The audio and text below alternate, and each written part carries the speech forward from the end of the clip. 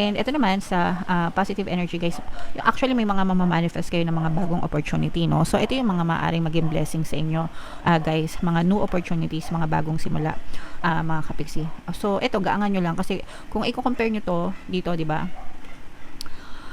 Ito, parang easy go lucky, tapos ito masyadong seryoso, mga kapiksi, di ba? So, kung ikukumpara nyo, mas magaan yung emosyon, mas magaan yung dibdib, mas magaan yung mga dalahin niya, kumpara dito, mga kapiksi. Kasi for some of you, ito yung energy nyo, mga kapiksi, no, na parang napakabigat.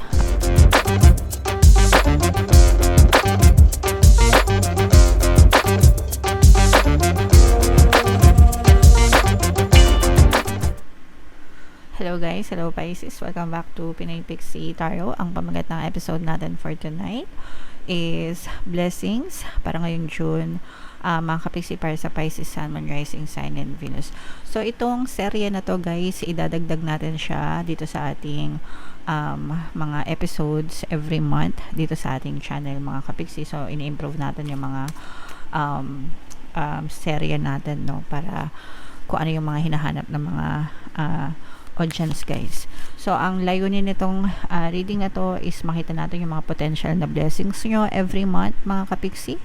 Yung mga negative energies, yun yung magsisilbing balakid, and yung mga positive energies, yun yung mga posibleng mga blessings nyo for this month. Okay, so unahin natin tong deck na to guys.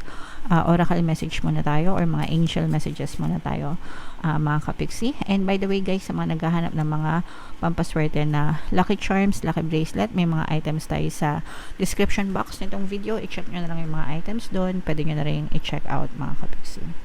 So life purpose guys, no, although hindi ito magre-resonate sa lahat, mga kapiksi, pero for some of you guys, pwedeng unti-unti nyong nare-realize or nararamdaman kung ano ba yung purpose nyo sa buhay. Yung iba, parang hindi naman sila masyadong aware or curious sa purpose nila sa buhay, and that's fine, mga kapiksi. Pero there are some individuals talaga guys na talagang hinahanap nila yung life purpose nila, and for some of you, pwedeng ikaw yun, or pwedeng makaresonate ka dito, okay? So okay lang yan guys, hanapin nyo kung gusto nyo, kung ayaw nyo, okay lang din, as long as masaya kayo, okay? Another message para sa inyo, Pisces. Wow, ito yung ano guys, no, parang destiny, serendipity, mga kapiksi, no. And kung mapapansin nyo guys, no, parang this is the energy of blessings din guys, no. So parang destiny mo talaga na maging blessed ka ngayong buwan ng Hunyo, mga kapiksi, or parang nahanap mo yung destiny mo, and kapag nakita mo yung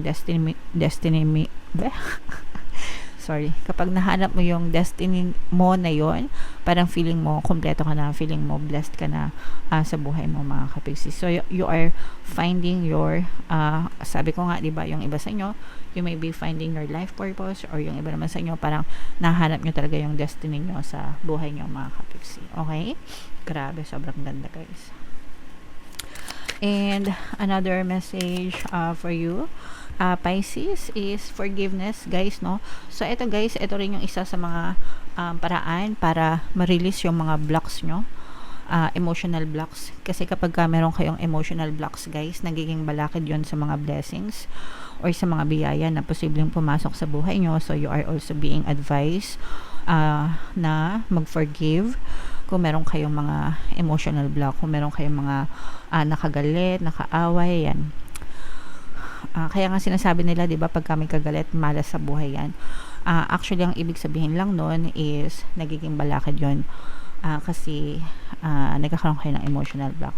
So matutong magpatawad guys, or alisin yung mga galit sa puso nyo, anger, hatred, resentment, grudges, yan.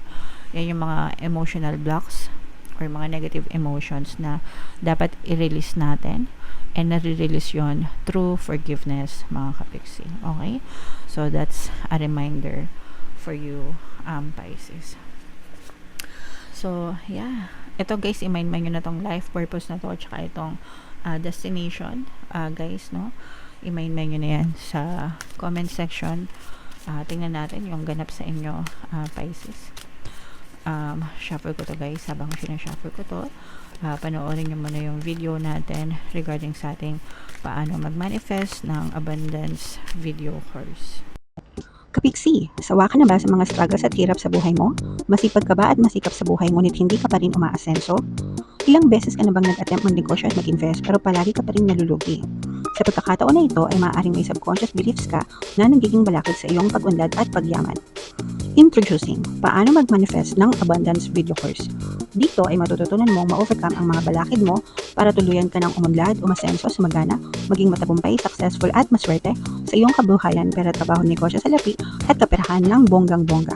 Dali, mag-send na ng email sa pinoypixie@gmail.com at simulan na ang iyong pagyaman ngayon.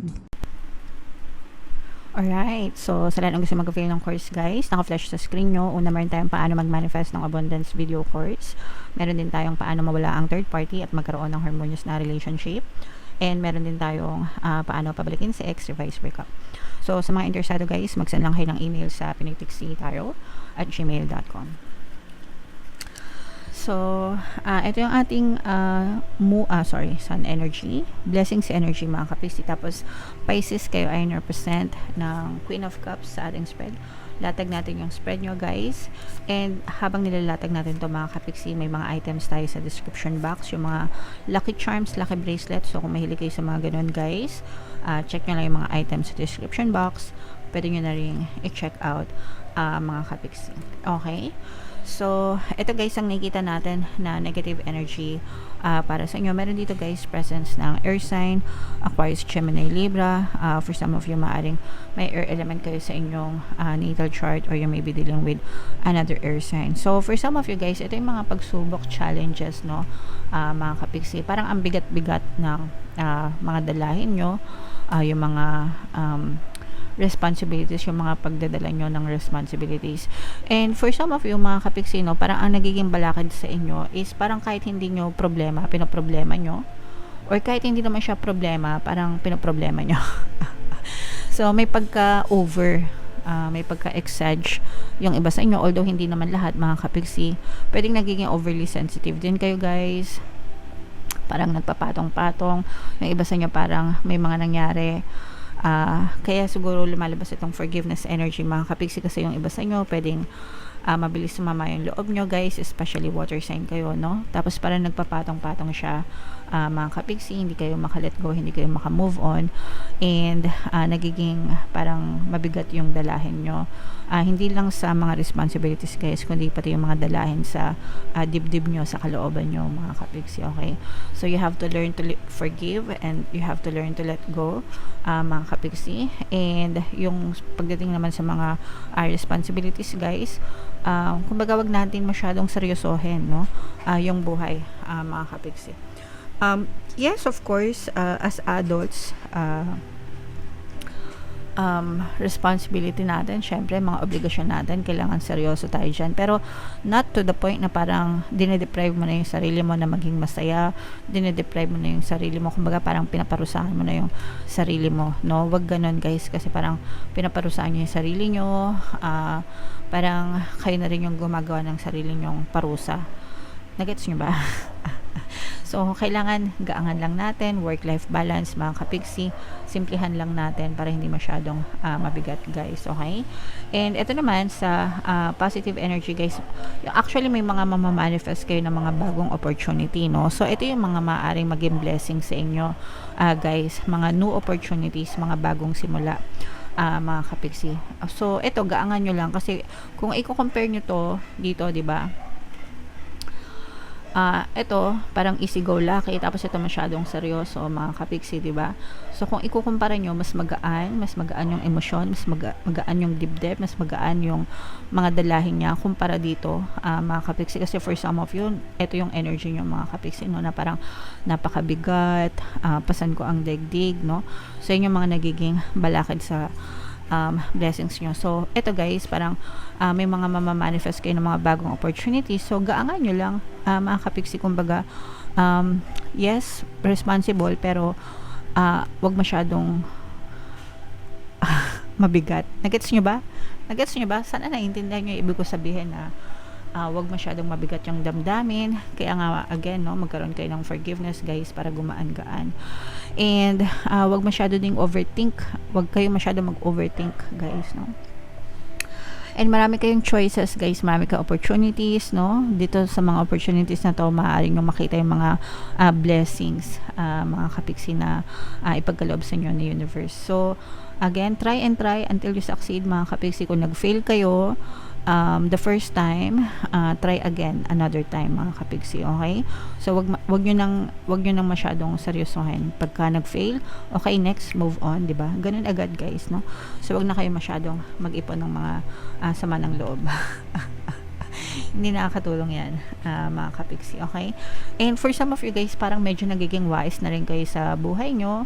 Nagkakaroon, parang natututo din kayong magdesisyon, mga kapiksi. So yeah, kumbaga wisdom, mga kapiksi.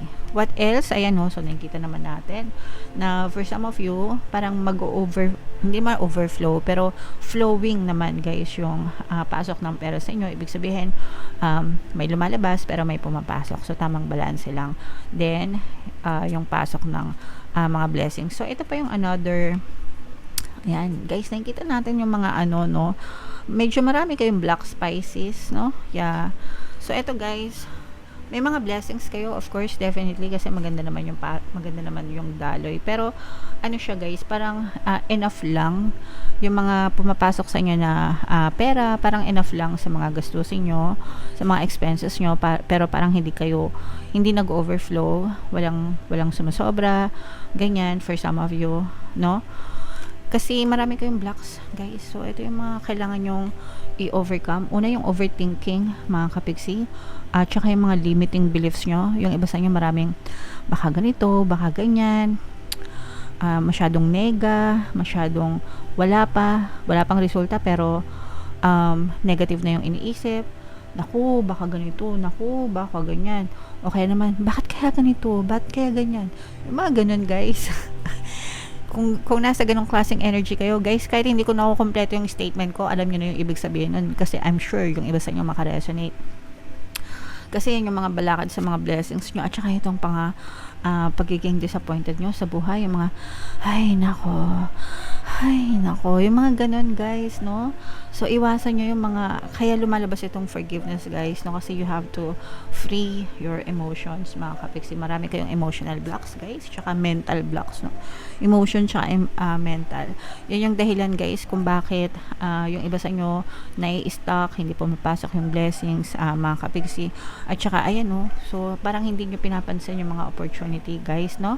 Sa buhay nyo, ang iniisip nyo is yung current na circumstances nyo, kung minamalas kayo or kung naghihirap kayo, masyado kayong nakafocus doon, mga kapiksi. So medyo kailangan nyong i-flip yung switch, guys, and lumingon-lingon, mga kapiksi, kasi yun yung nagiging balakad sa mga blessings nyo. So medyo marami kayong inner work na kailangan gawin, Pisces. Iwasan yung pagrereklamo, iwasan yung stress, iwasan yung worry, iwasan yung pag-overthink. Lahat yan yung mga nagiging balakad sa mga blessings nyo, Pisces, okay? Sayang naman yung mga magagandang blessings or yung mga magagandang opportunity dito kung hindi nyo ma-experience dahil dito sa mga balakad nyo, mga kapiksi, okay? Alright. So, syempre, yung mga negative, guys, kailangan yung baguhin yan. And ito mga positive, ito yung mga i-mind nyo, ito mga bagong opportunities na to, guys, no? Yan yung mga i-mind nyo sa comment section, mga kapiksi. Okay? Alright. So, comment down below, Pisces, if feeling nyo nakaresonate kayo. For more tarot readings, ito yung playlist nyo, guys. Ito naman yung ating success stories ng paano mag-manifest ng abundance video cards. Thank you for liking, sharing, and subscribing. See you next time. I love you all, mga kapiksi. Have a nice day. Bye-bye.